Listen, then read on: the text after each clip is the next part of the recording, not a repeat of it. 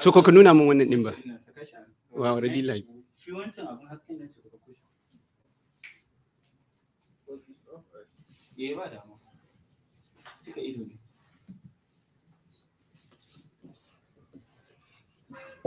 An je lafi. Tun kafin ta.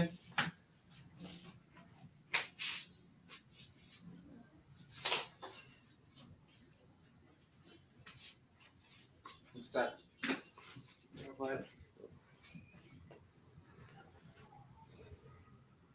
You join. I don't join with my own list.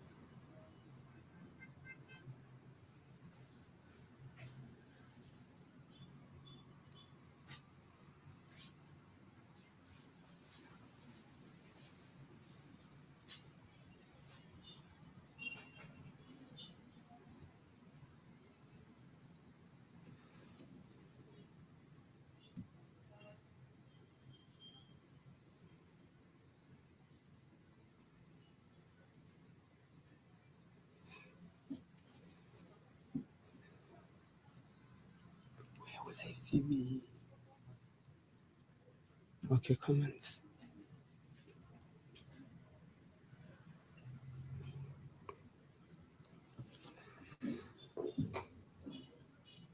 Hello. You are welcome to Friendly Health.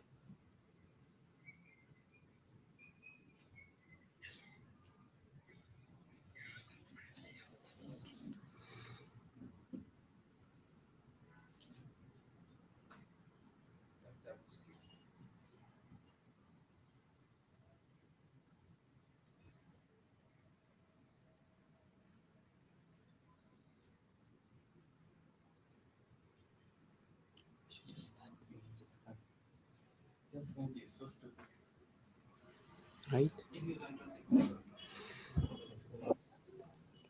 Yeah, welcome to Friendly Health. I would like to start by thanking you all for being here. And we are really grateful for all your support. It has been a long journey in this channel. We started with the first subscriber, and now we are more than 1 million subscribers. I really want to use this opportunity to appreciate your support for joining us and for always being together with us.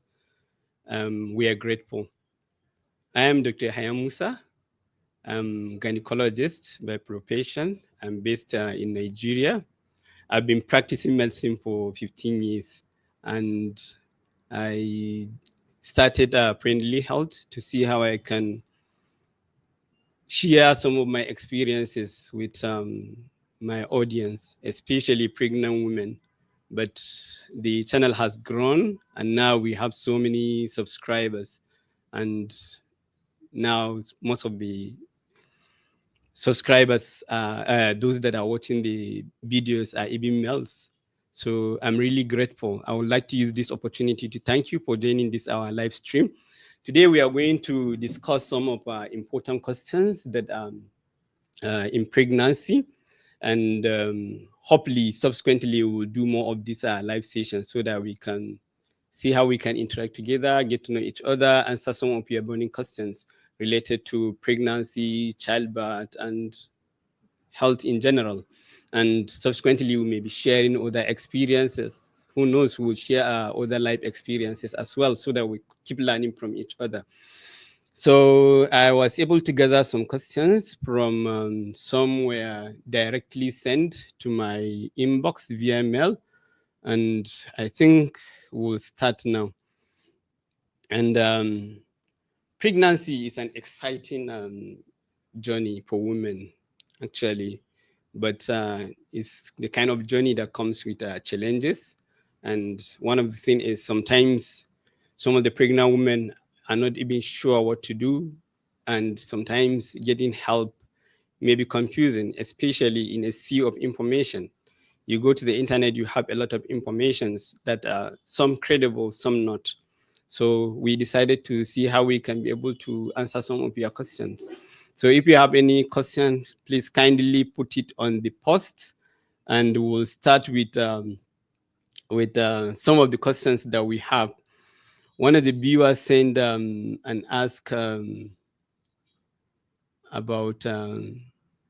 folic acid, that she was asking how much folic acid does she need to have.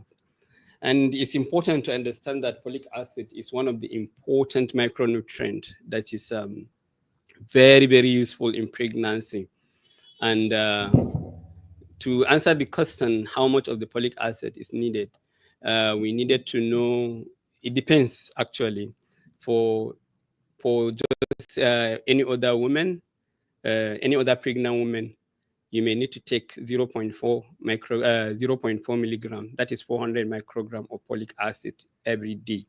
And especially folic acid is very important before even the pregnancy, because is the woman need to build her own store before the pregnancy. So that 400 microgram for most women is okay, and it's good if you can start as early as when you plan to get pregnant.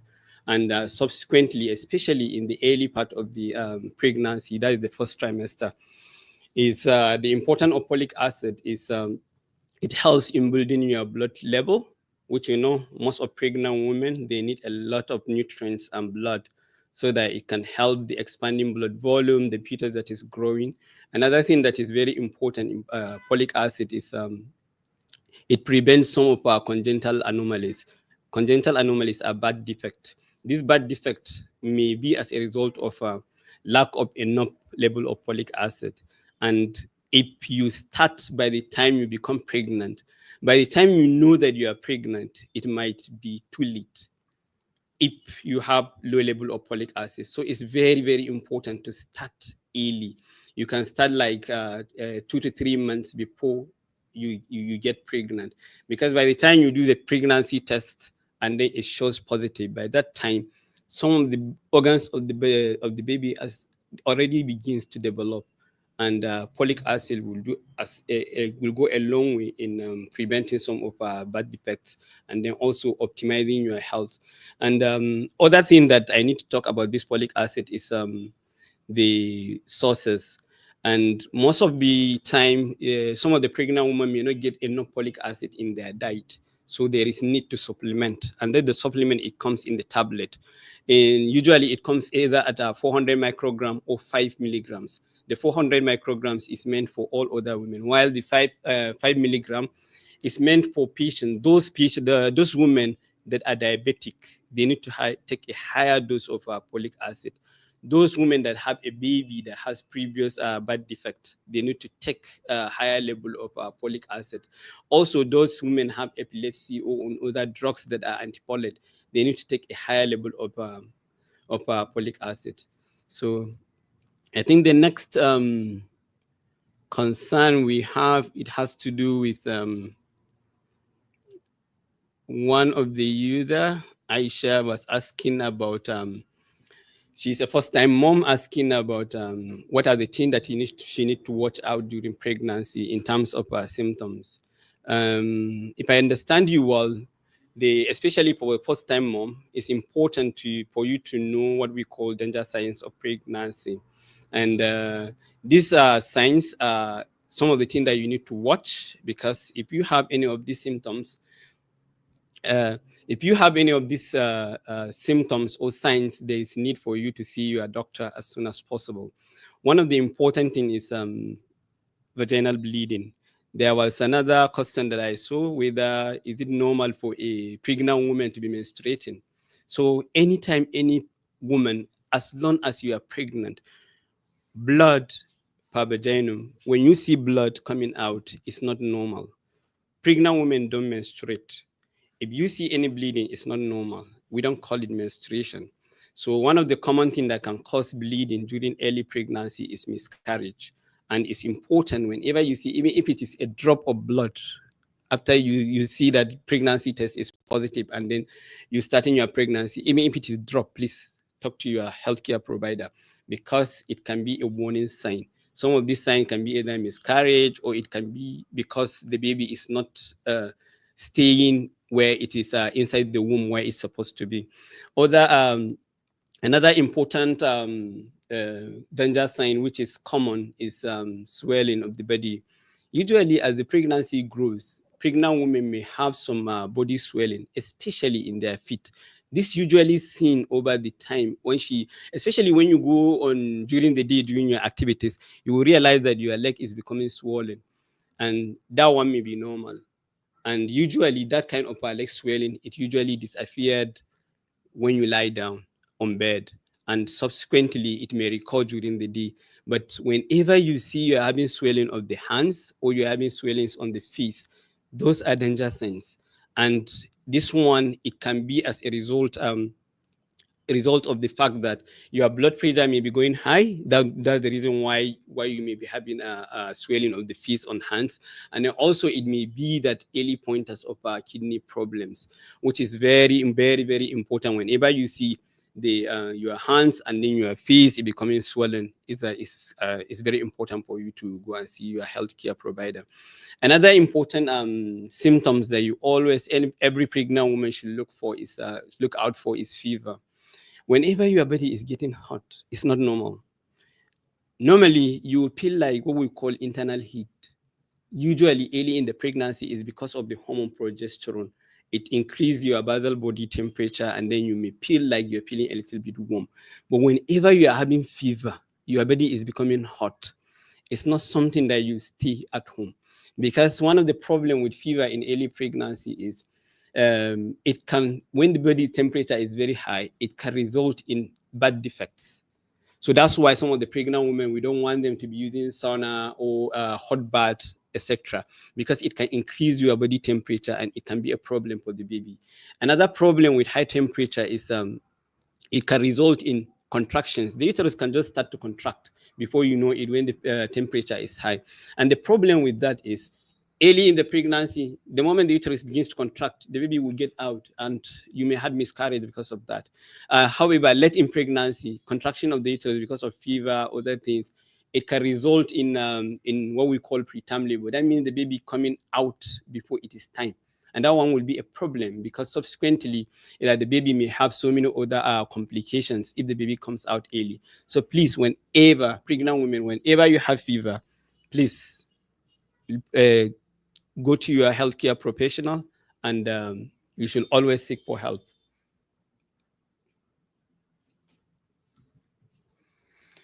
So other questions are coming up.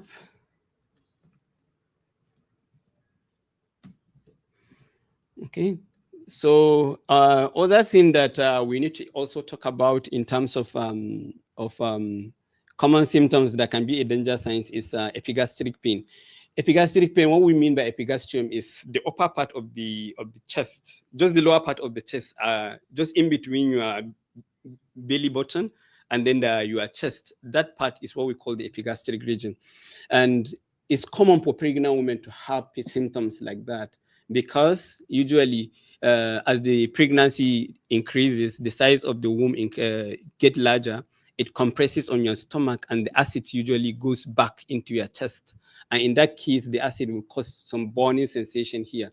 Those heartburns usually is common, and most of the time it's not a problem. But however, those kind of heartbeat supposed to go when you take some of take some like antacid, for example. But however, if you're having persistent epigastric pain at the persistent heartburn, it can be a warning sign, and it may indicate the picture of what we call elevated blood pressure. If blood pressure is high and you're having heartburn that is not going even after you eat, even after you take antacids, it's a warning sign, and you need to see your doctor so that we'll check the blood pressure to ensure that you are not BP blood pressure is not going high. Other things include when your water breaks. Anytime your water breaks, it's not a good sign. You need to see your doctor because it can be a sign of labor. But however, if you are not due, if your time is not due, that you need to go and see your doctor because it can be infection can set in. And another thing, when the water breaks, sometimes that the cord can come out, which if the cord comes out, it becomes a problem for the baby because that's like the mouth and the nose of the baby actually. So it's always good when you see the water breaks down. Always see your doctor as soon as possible. These are some of the things I wanted to talk about the danger signs. And one thing I need to also say about it is I just remember is fetal movement. And I also saw another question that was related to the baby kicks. Usually, the baby kicks start early in a woman that have been pregnant before because they have experience, so they tend to perceive the fetal movements early. And however, those post-time mom, it may take up to like 18 to 20 weeks for them to start feeling the movement. One of the important things that all pregnant women should bear in mind is whenever you feel the baby's kick is not enough, please see your doctor as soon as possible, especially when this pregnancy is more than 28 weeks.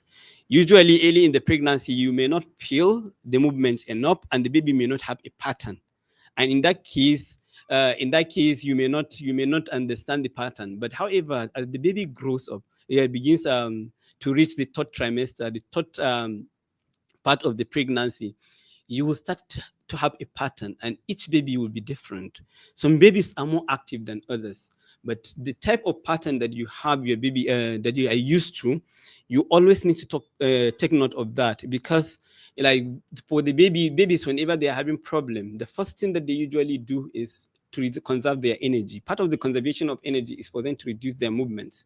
So this is a warning sign in most cases. If you feel that the movement is reducing or is not enough, please don't sit at home. You better need to see your doctor, and there are some tests that we may need to do so that we ensure that there is no problem.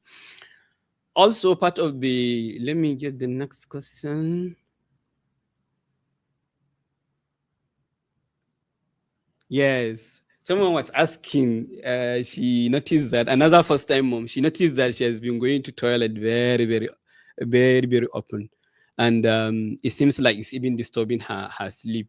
One thing you should understand is a normal pregnancy associated with a lot of hormonal changes. These hormonal changes affect almost every organs of the body. One of the organ that is involved is the urinary tract, where your urine used to pass.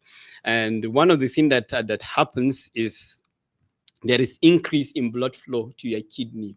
So the kidney usually filter a lot of fluid per minute, and that one will increase the rate at which you pass urine. Another thing is because of the some hormonal changes, it makes the bladder to be irritated, and then before you know it, you will be passing urine more often.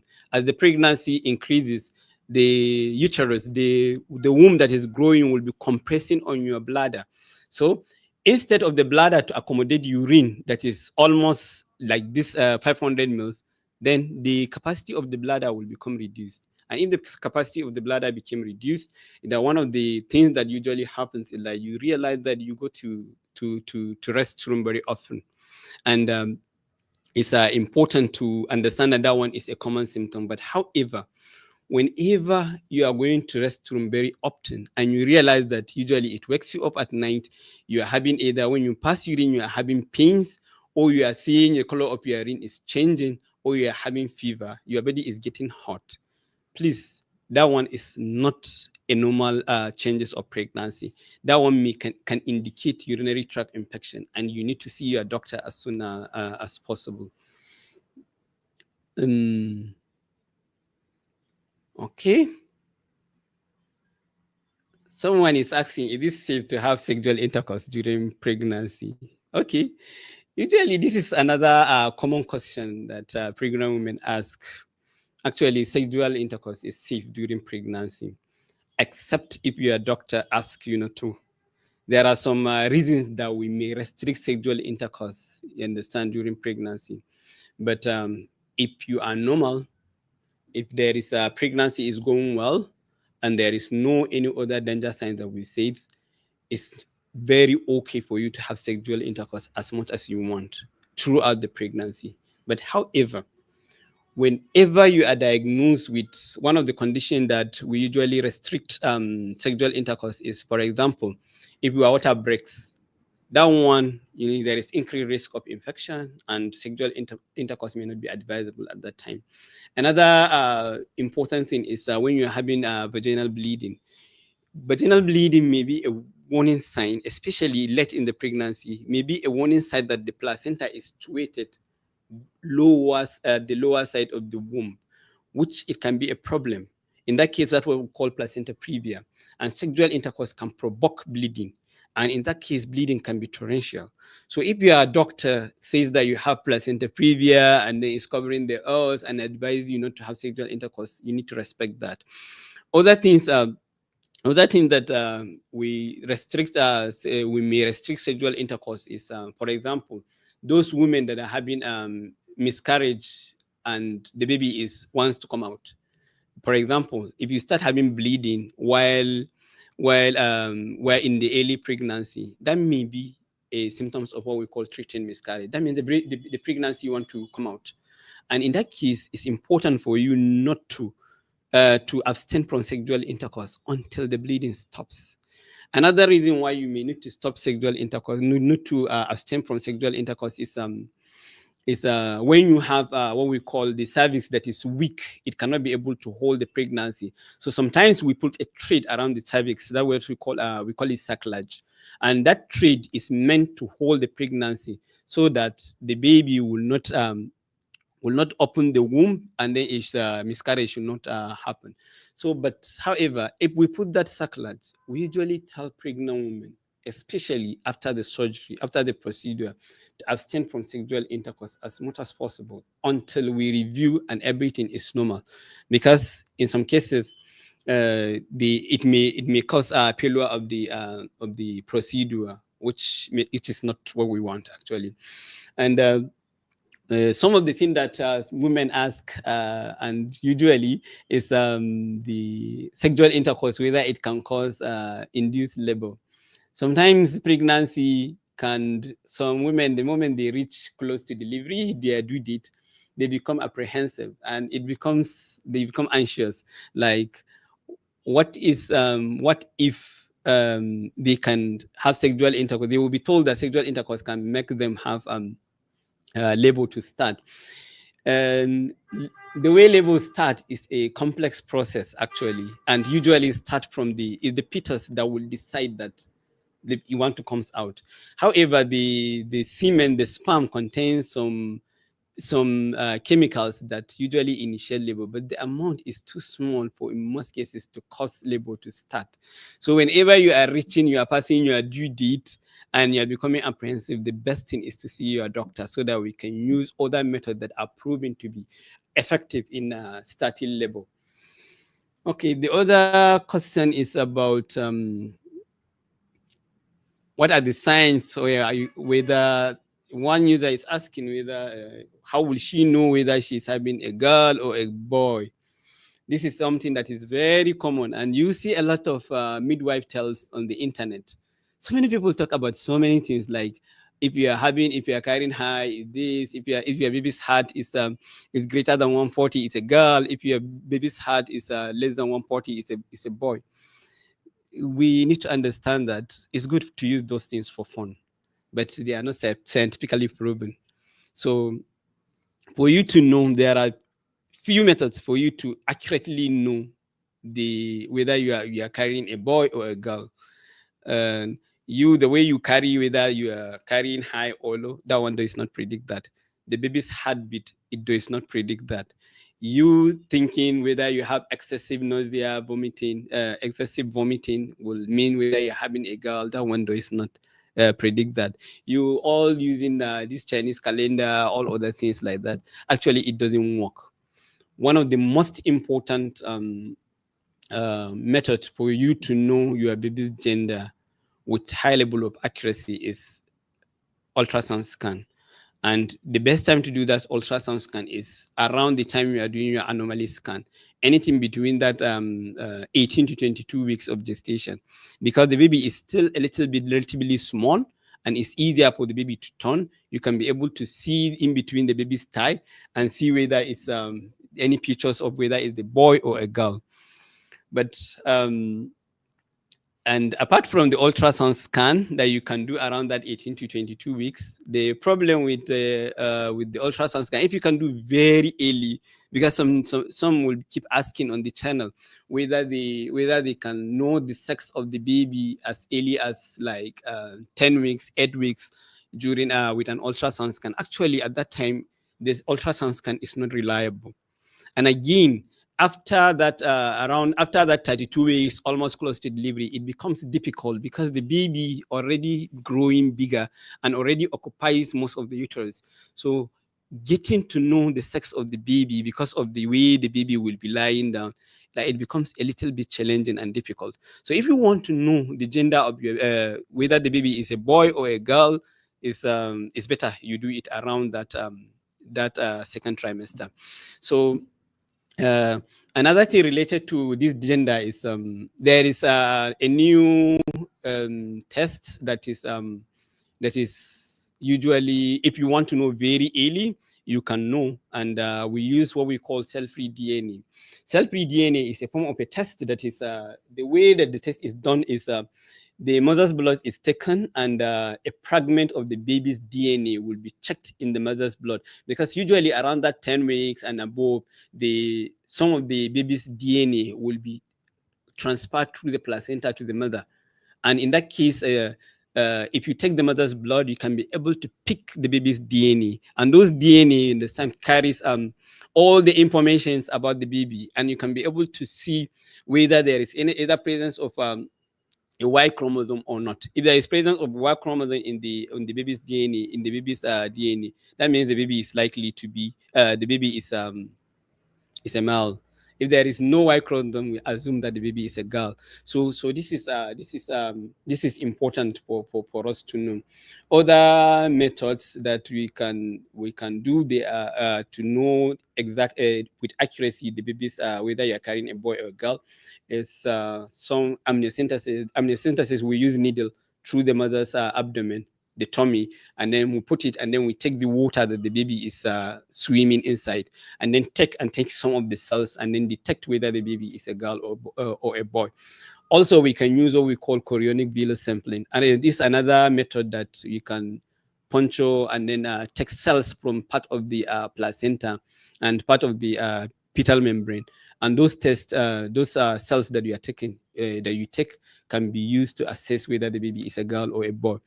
Okay, so that's it about fetal gender, which is something that is very important, and a lot of our subscribers and audience keep asking those questions, and those are some of the questions that usually get a lot of engagement. And sometimes you will think like somebody will be asking like my baby's heartbeat is 140 and 45 beats per minute. Is it a boy or a girl?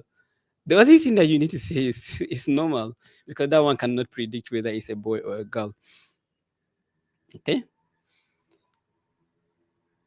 Okay, we have Dr. Zainab and Dr. Omeka on the house.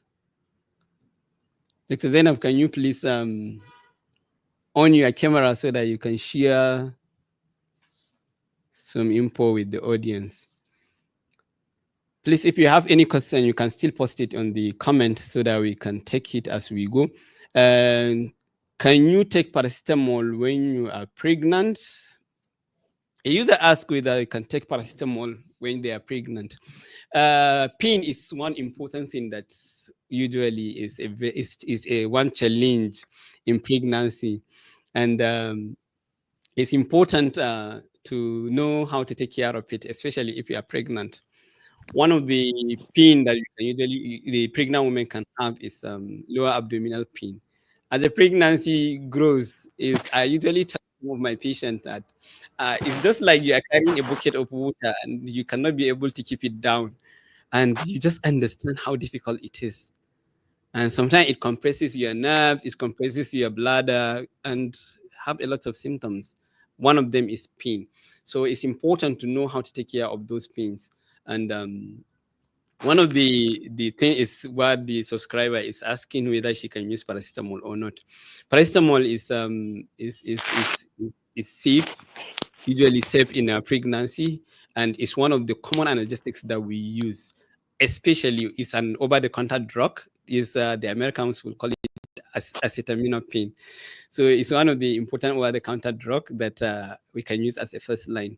And another thing that we need to draw the attention of most of the pregnant women is apart from paracetamol, there are other analgesics, period painkillers that pregnant women use. For example, they can use diclofenac, ibuprofen. Usually in the early pregnancy, diclofenac and ibuprofen is okay to use to take care of pains. But however, at the pregnancy increase, at the pregnancy duration increase, it becomes a problem because especially after 30 weeks of pregnancy, you should never use diclofenac, ibuprofen, and some things that are similar. Because there is a vessel inside the baby's heart that usually shunt blood because from the lungs. Like those drugs can reduce and then close those vessels, and it can be a problem. Another problem with taking those drugs for long period of time is if you take it for a long period of time, it affects the baby's kidney. It affects the baby's kidney, and the baby will not be passing enough urine. The baby will not be growing normally. The water that is surrounding the baby will become so small, and that's what we call oligohydramnios. And those one will be a problem for the baby, actually. So as much as possible, avoid analgesics. Most of the time, some of the pains, they usually go when you rest. However, if you have a pain that is persistent and is associated with other symptoms, after rest, the pain is still there. You are still having headache. You are still having a lower abdominal pain, backache. Please see your doctor. It's very, very important because it may be a danger sign, as we mentioned earlier. Dr. Zainab, welcome to the house. Maybe you can share some of your experience with the audience. Dr. Zainab is our colleague at work and a senior obstetrician and gynecologist. And we're glad to have you so that you can share your experience with our viewers. Good afternoon, sir, and good afternoon, everyone, for joining. Thank you so much for having me. It's an honor. We can hear you. Live session. Can you hear me now? Hello?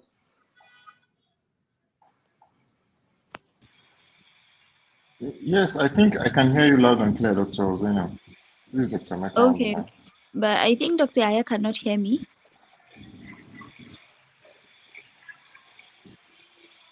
Yes, we can hear you. Okay. So I was greeting everyone. I said good afternoon, and thank you so much for having me. I really appreciate the honor of being here. And to everyone watching, thank you so much for being part of the live session. And I'm very sure it's going to be very beneficial for everyone. I joined a little bit late, I think like 10 minutes into the video, or the session rather. I noticed that you've addressed, because I was smiling throughout the time I was listening. I realized that you've actually highlighted a lot of the common questions that pregnant women come with, especially in the antenatal clinic, and even when they come to the emergencies. The important one, like the one you highlighted, was the one where women will tell you they are having their menses during pregnancy, which you have corrected. It's not normal for a woman to see, even if it is a drop of blood, while she is pregnant. Then the issue of a lot of physiological changes being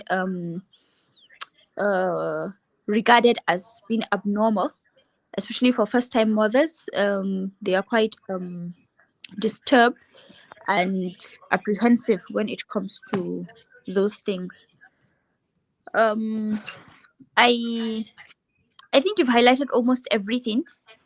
One of the things that I don't know if you have spoken about that is the issue of going to the toilet frequently, urinating very, very often. In early pregnancy, that could be a danger sign, especially when a woman has a urinary tract infection.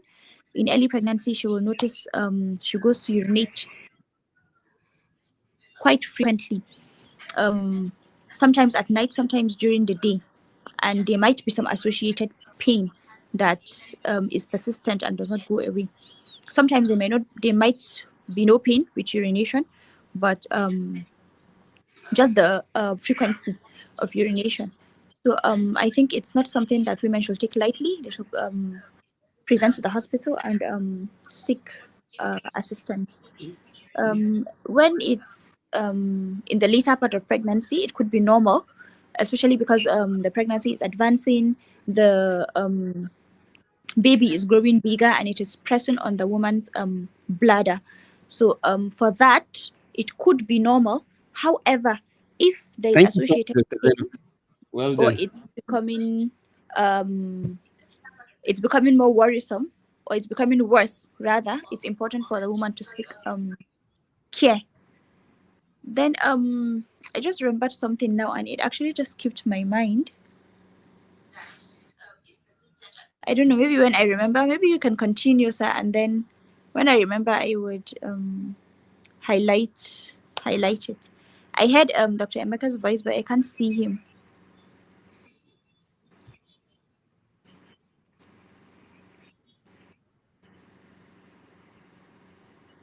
Good afternoon, sir. Good afternoon. Okay, thank you Good so afternoon, much. everyone. Good afternoon. Thank you. Okay, thank you so much. Welcome, Dr. Emeka Obiano.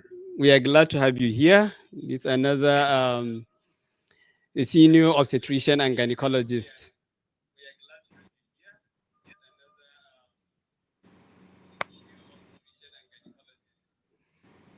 So we have been talking about some of the danger signs in pregnancy, and we talk about answer some of the questions. So I've seen there is a question. One of the questions that I saw on the chat board was saying, can pregnant women drink ice? So it's important to know that usually it's something that is very common, especially culturally, especially here in our environment. You will see a pregnant woman, they will tell her that if you take ice, if you take cold water, the baby can have pneumonia, you can have other things, the baby can be delivered with a cough and other things. Actually, there is no scientific basis to that. And pregnant woman, ideally, if it is hot, should behave like any other woman. You shouldn't stop her from taking cold water. One thing that you should understand is the cold water that the woman takes, it doesn't reach her baby. It doesn't reach her baby. Usually, the water will be absorbed from the stomach and into the blood. The cold water will reach the baby and it can cause pneumonia, all these things. Actually, it doesn't have a basis to that. We just stop, most of them, they stop pregnant women from.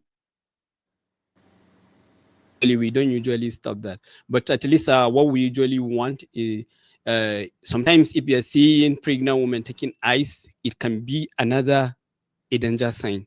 Because there is what we call pica. And pica is a pregnant woman will just be having cravings, and these cravings will be sometimes for some things that are not even edible.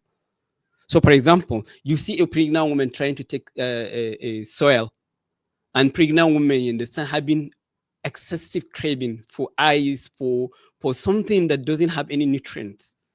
Yes, sir. And that one, Especially it can be a problem actually, because one of the things is there's a way the body tells you when it lacks some of the basic nutrients that it needs. And part of the thing is that, for example, a woman that lacks iron, one of the things, like, the body will start, she will start having craving for soil because it contains iron. And before you know it, it may be a something that is a warning, and it shouldn't be ignored actually. But just for, because the weather is hot and the pregnant woman want to take ice, you understand, she should be allowed to take her ice even after delivery, you understand. And it's common for some women, they say that if you take ice, the belly, the tummy will not go back to the sheep usually. So please, it's important to understand that that doesn't have any scientific basis. And Nana Ahmed is asking, what is the necessary investigation to carry out by a woman who last who her last childbirth is 5 years ago and is sexually active, although it's CS, second scar. For a woman that had previous cesarean section, and now she's I didn't understand actually the question. This 5 years, so I'm not sure whether is she having difficulty trying to conceive, Nana? Maybe if you can clarify, is she having difficulty trying to conceive, or is it that she is thinking of a subsequent uh, pregnancy and then the delivery? So for, if she's having difficulty trying, if you are having difficulty trying to conceive, the one of the important thing that you should know is about 15% of women can have difficulty conceiving, even and it's important whenever a couple had been trying to get pregnant and it takes them up to 1 year of trial, then there is need for investigation. So there is need for proper formal investigation, because you should understand that uh, the some of the tests that we need to do for the husband, for the wife, to assess her tube, and then to assess her uterus, to ensure that everything is normal. But however, if what you are trying to say is about if you are trying to talk about subsequent pregnancy, there is, if you had CS before and now you have conceived, there is no any special test that you need to do apart from the routine test that we do during the antenatal. But it's advisable for any woman that had cesarean section before, she should ensure that it's good that you have at least 5 years ago, which is a good timing at least. And another thing is she should not get pregnant too early. And whenever she get pregnant, she need to go to the hospital as early as possible. We want those type of women to start antenatal within the first 3 months.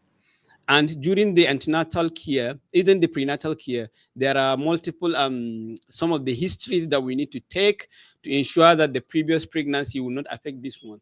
Because most of the women that have one cesarean section, we usually allow them to have another section, as long as the reason for the last cesarean section was not something that will still be existent during this pregnancy. So, but for us to take that decision, that pregnant woman need to go book antenatal clinic and come early. We'll usually do the normal tests in the initial part of the pregnancy. Close to delivery, we will need to know the baby's size, because the baby size matter, especially if you have you have CS before. So we need to know the size of the baby. We need to know how the baby is lying, where the placenta is, everything. So for us to allow you to deliver yourself after you have a previous cesarean section, we need to monitor the pregnancy closely. So that's very, very important. And at the close to the end of the pregnancy, like a month to the pregnancy, we'll do all these tests, and then we'll talk to the pregnant woman to ensure that it's safe for her to take another to go for another, whether she will deliver herself or will do a repeat cesarean section. I hope, Nana, I hope I answered the question. Okay.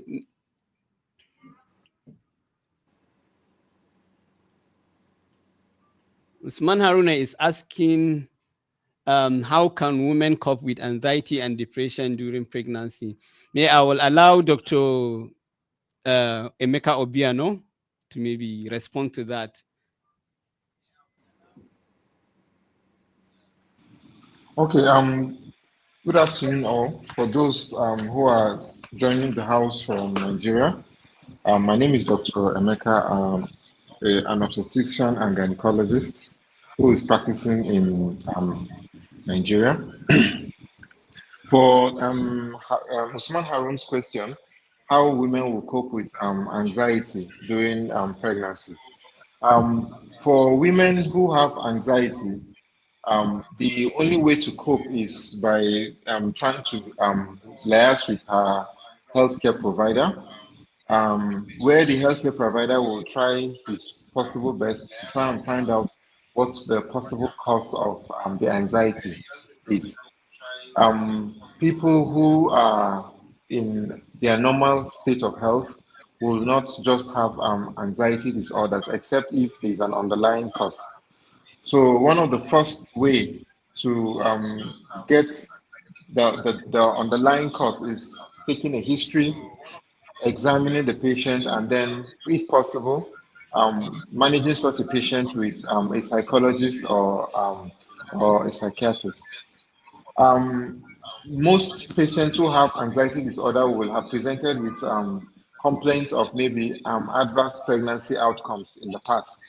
So that is one of the reasons why they will have anxiety disorders.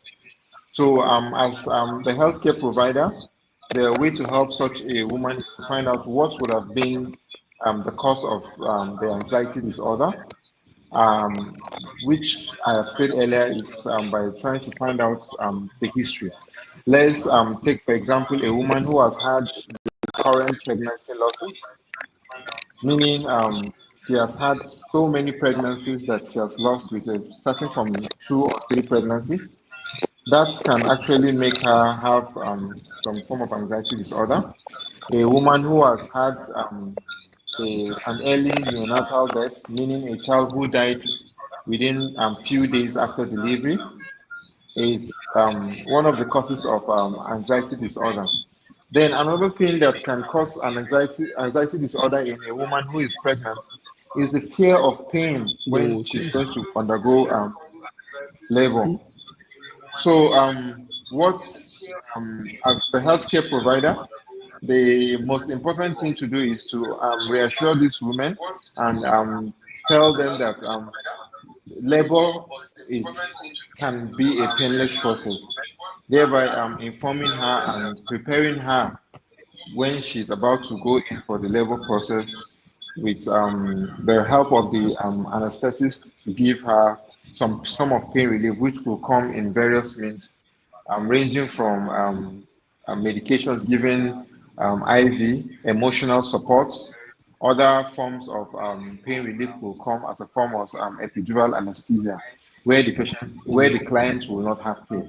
So these are just a few, some of the reasons why women will have Thank you, anxiety Dr. Obiano. disorder Actually, we don't have time. We are during almost pregnancy. reaching 1 hour.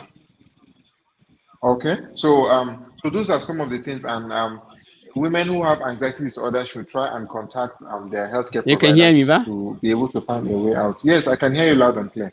Thank you very much.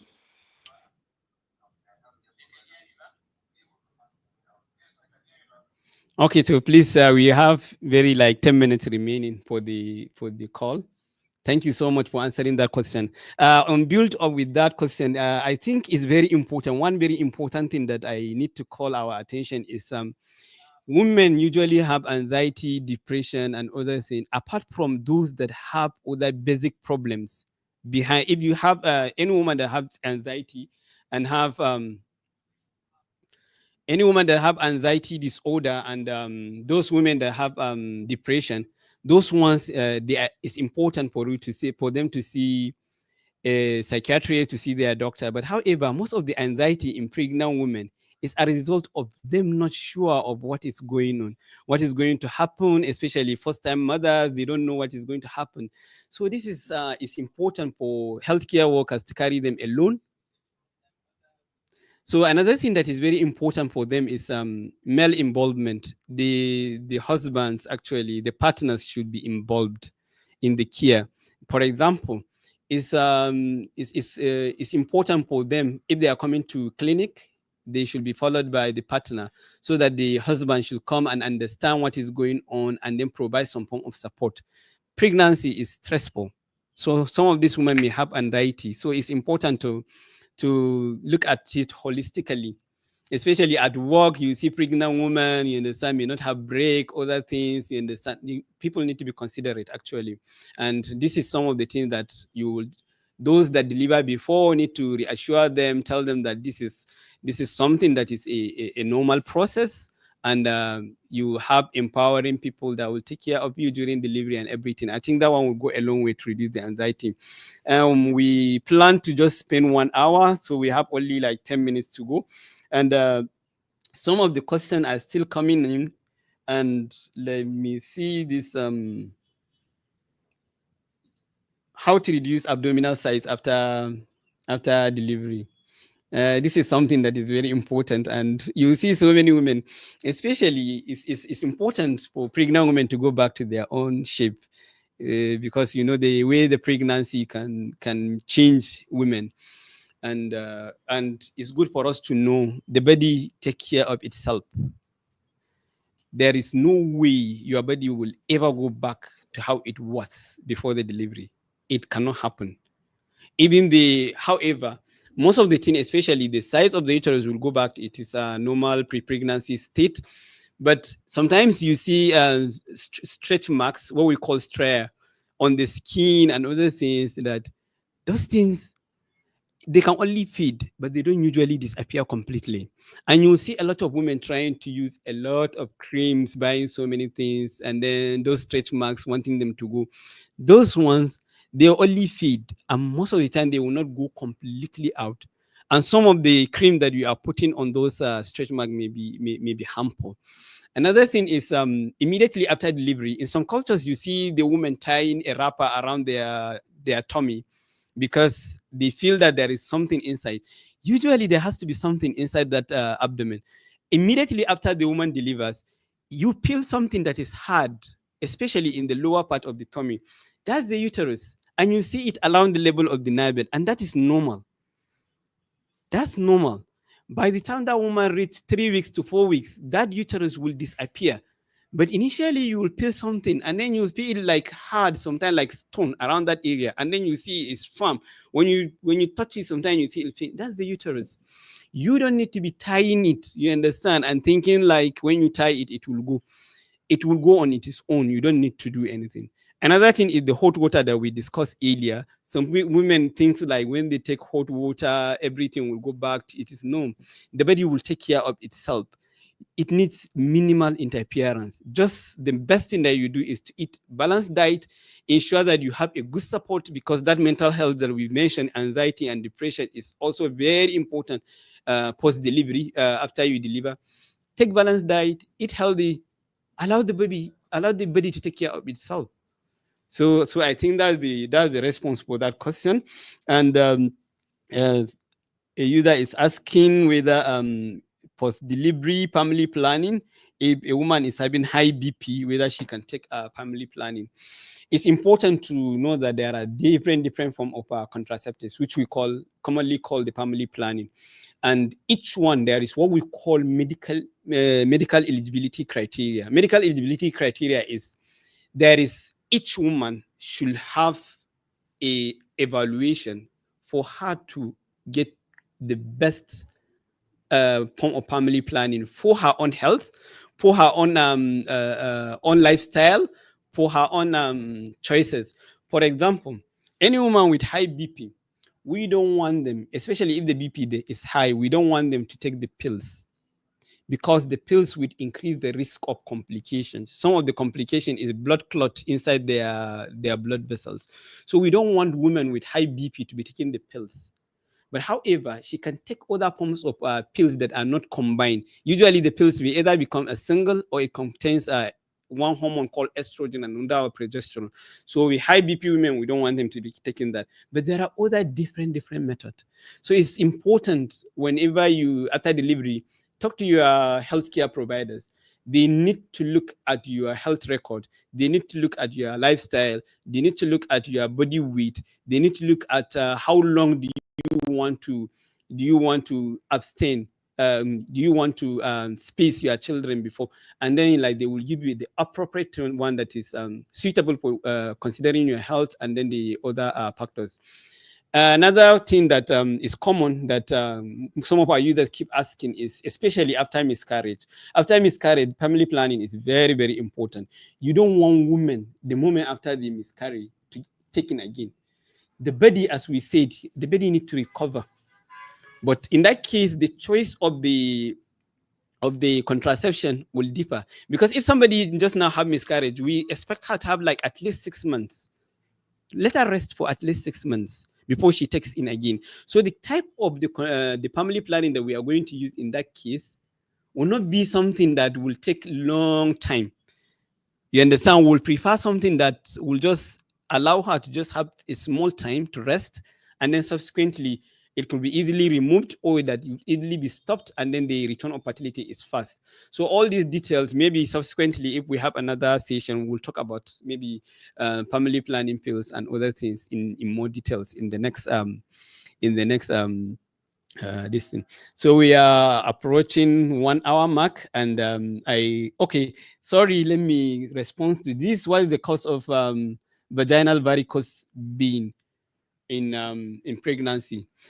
Varicose veins is distended dilated veins. Usually pregnancy is one of the common condition that causes the veins to become big and dilated. Ideally, usually you see it on the leg. As you can see, these are veins. Usually they will appear like this, but sometimes you will see them big, and then you will see them tortoise like this, especially on the leg of pregnant women. And sometimes they can increase, go up, and then you can even see it at the lower part of the at the level of the thigh, sometimes at their private part. So those are what we call varicose veins. It's very, very common in pregnancy. You understand? But most of the time, it's just a mild that the pregnant woman may not even notice. So the important cause is, as a result, one is a result of hormonal changes, especially progesterone. Progesterone makes the blood vessels to dilate, and then they usually soften and dilate. And another thing that is important is the gravid uterus. The big belly that is growing now is compressing on the blood vessels. Usually those veins carries blood back to the heart. So when the uterus is compressing on those veins, there is backflow. And when there is backflow, you understand, you will see them engorged, and then you will see them becoming tortoise like that. And then sometimes for a fair complexion woman, you will see them appearing bluish. And it's important to tell your healthcare provider that you're having varicose veins, because they may increase your risk of having blood clot inside your leg. And it's important for us to look at other things to ensure that you will not have that. And most of the time, it's not painful, but if it is painful, it's very, very important for you to tell your healthcare provider, because sometimes they can become infected, and then sometimes they can form a blood clot inside. And those blood clots, you understand, can be a problem. So whenever you have varicose veins and you're having pains with them, then you have to talk to your healthcare provider. I really appreciate our time. We have spent 58 minutes already into the call. Thank you so much for joining us. And please, I have posted our emails. If you have any question, concerns, suggestion, corrections, please, you are welcome. Please send it to your and another thing that please, we want as many as possible people to join. Our main aim is to increase the awareness related to some of the common things in pregnancy, childbirth, and also health in general. So subsequently, we'll have some expert in other fields, and we'll talk about it. And subsequently, we'll see how we can have more of the live sessions with more experts. Thank you so much for your time. There is a button that one can join the channel. If you join the channel as a member, you will have additional you can have additional information and other health videos, and you may even have access to videos before we even publish them. So kindly join the channel, and then if you did not subscribe, and then press the bell icon. Dr. Zainab, please, the final remark before we close. Thank you for your time too. Once again, thank you everybody for joining, and just like Dr. Aya has highlighted, let us like, subscribe, and share the videos, please. There are a lot of other interesting short videos that are very helpful to pregnant women, especially first-time mothers. And I think if you go through the page, you would see a lot of these interesting videos. And once you are able to subscribe, you'll have access to these videos at any time. So thank you so much for having me. Thank you everyone for joining. I hope we were able to rectify your questions, and we'll be looking forward to meeting you very soon again. Thank you very much. Have a great day, everybody.